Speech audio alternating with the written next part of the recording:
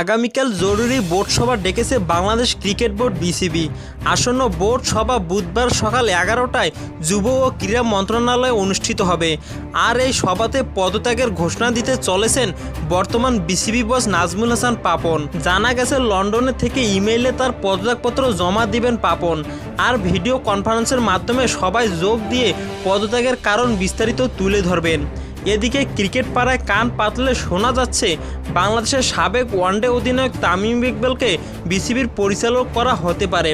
পাশাপাশি সাবেক অধিনায়ক ফারুক আহমেদকে জাতীয় ক্রীড়া পরিষদ সহ সভাপতি করে পাঠাবে বাংলাদেশ ক্রিকেট বোর্ডে। সেখানে বাকি পরিচালকদের ভোটে তিনি প্রেসিডেন্ট নির্বাচিত হতে পারেন।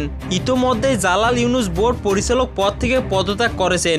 বুধবার চলতি কমিটির বাকি 23 জন পরিচালকও পদত্যাগ করবেন বলে জানা গেছে।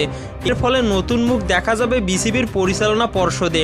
তামিম ছাড়াও কোচ নাজমুল আবেদিন ফাহিম, সৈয়দ আশরাফুল হক, খালেদ মাসুদ পাইলটের নামও শোনা যাচ্ছে।